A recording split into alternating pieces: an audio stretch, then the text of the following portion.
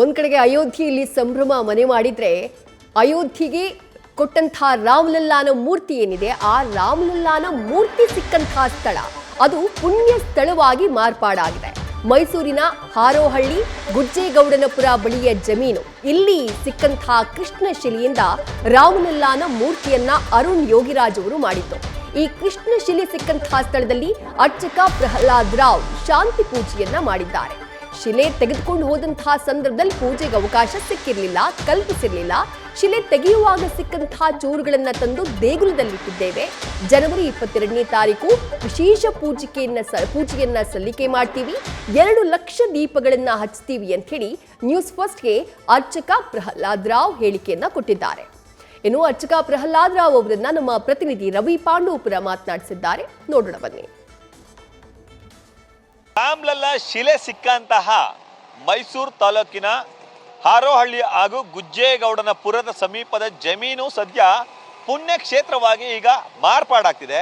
ಗ್ರಾಮಸ್ಥರೆಲ್ಲರೂ ಕೂಡಿ ವಿಶೇಷ ಪೂಜೆಯನ್ನು ಸಲ್ಲಿಸಿದ್ದಾರೆ. ಶಿಲೆ ಸಿಕ್ಕಂತಹ ಸ್ಥಳದಲ್ಲಿ ವಿಶೇಷ ಪೂಜೆಗಳನ್ನ ಮಾಡುವ ಮೂಲಕ ಗ್ರಾಮಸ್ಥರು ಶ್ರೀರಾಮನಿಗೆ ಅರ್ಪಣೆಯನ್ನ ಮಾಡ್ತಿದ್ದಾರೆ. ಇನ್ನು ವಿಶೇಷ ಪೂಜೆಯನ್ನ ಸಲ್ಲಿಸಿದಂತಹ ಅರ್ಚಕರಾದಂತಹ ಪ್ರಹ್ಲಾದ್ ರಾವ್ ಅವರು ನಮ್ಮ ಜೊತೆ ಇದ್ದಾರೆ. ಏನೆಲ್ಲ ಪೂಜಾ ವಿಧಿವಿಧಾನಗಳನ್ನ ನೆರವೇರಿಸಿದ್ರು, ಯಾವ ಕಾರಣಕ್ಕಾಗಿ ಎಂಬುದರ ಕುರಿತಂತೆ ಅವ್ರನ್ನೇ ಮಾತಾಡಿಸ್ತಾ ಹೋಗೋಣ. ಸರ್, ಸದ್ಯ ರಾಮಲಲ್ಲಾ ಮೂರ್ತಿಯ ವಿಗ್ರಹದ ಶಿಲೆ ಸಿಕ್ಕಂತಹ ಸ್ಥಳದಲ್ಲಿ ನೀವು ಪೂಜೆ ಮಾಡಿದ್ರಿ, ಏನೆಲ್ಲ ಪೂಜೆ ಮಾಡಿದ್ರಿ ಸರ್? ಎಲ್ರಿಗೂ ನಮಸ್ಕಾರ, ಎಲ್ರಿಗೂ ಒಳ್ಳೇದಾಗಲಿ.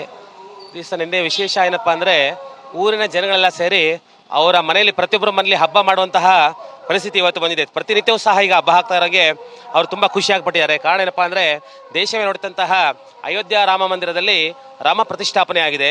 ಅದ್ರ ಮುಖ್ಯವಾಗಿ ನಮ್ಮ ಮೈಸೂರು ಹೆಮ್ಮೆ ಪಡುವಂತಹ ವಿಷಯ ಏನಪ್ಪ ಅಂದರೆ ಮೈಸೂರಿನಲ್ಲೇ ಕಲ್ಲು ಸಿಕ್ಕಿದೆ.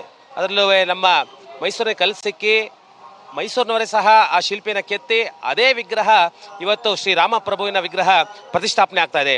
ಅದೆಲ್ಲೂ ಸಹ ಸಂತೋಷ ಕೊಡುವಂತಹ ವಿಷಯ. ಅದು ವಿಶೇಷವಾಗಿ ಊರಿನ ಜನಗಳೆಲ್ಲರೂ ಸಹ ನಿನ್ನೆ ಅಯೋಧ್ಯ ರಾಮ ಮಂದಿರದಲ್ಲಿ ಪೂಜೆ ಕಾರ್ಯಕ್ರಮಗಳು ಪ್ರಾರಂಭ ಆಗಿದೆ. ಅದೇ ರೀತಿ ಆ ಕೃಷ್ಣಶಿಲೆ ಎಲ್ಲಿ ಸಿಕ್ಕಿದೆ ಅದೇ ಜಾಗದಲ್ಲಿ ಊರಿನ ಗ್ರಾಮಸ್ಥರು ಎಲ್ಲರೂ ಸಹ ಸೇರಿ ಒಂದು ವಿಶೇಷವಾಗಿ ಪೂಜೆ ಮಾಡಿದ್ದಾರೆ. ಮೊದಲು ಗಣಪತಿಯ ಪ್ರಾರ್ಥನೆ ಮಾಡಿದ್ರು, ಎಲ್ಲರ ಕೈಲಿ ಮಂತ್ರಗಳು ಹೇಳಿಸಿದೆ. ಆಮೇಲೆ ನಂತರ ಭೂ ವರಹಸ್ವಾಮಿ, ನಾವು ಏನೇ ಸಿಗಬೇಕು ಅಂದರೆ ಸ್ವಾಮಿ ಭೂ ವರಹಸ್ವಾಮಿಯವರ ಆಶೀರ್ವಾದ ಇದ್ದರೆ ಮಾತ್ರ ನಮಗೆ ಸಾಧ್ಯ. ಈ ಭೂಮಿನೇ ಒಂದು ದೇವರು ಅಂತ ಅಂದ್ಕೊಂಡಿದ್ದೀವಿ ನಾವು. ಹಾಗೆ ಭೂ ವರಹಸ್ವಾಮಿ ಆಶೀರ್ವಾದದಿಂದ ಒಂದು ಒಳ್ಳೆ ಕೃಷ್ಣಶಿಲೆ ಸಿಕ್ಕಿದೆ. ಆ ಕೃಷ್ಣಶಿಲೆಗೆ ಯಾವ ಜಾಗದಲ್ಲಿ ತೆಗೆದ್ರು ಅಲ್ಲಿ ವಿಶೇಷವಾಗಿ ಭೂ ವರಹಸ್ವಾಮಿನ ಪೂಜೆ ಮಾಡಿ ಶ್ರೀರಾಮದೇವರನ್ನ ಪೂಜೆ ಮಾಡಿ ಆ ಏನು ಕಲ್ಲುಗಳು ಮಿಕ್ಕಿತ್ತು ಕಲ್ಲುಗಳು ಅದಕ್ಕೆಲ್ಲ ಪಂಚಗವ್ಯಗಳು ಅಭಿಷೇಕಗಳನ್ನು ಮಾಡಿ ವಿಶೇಷವಾಗಿ ಪೂಜೆ ಮಾಡಿದ್ವಿ.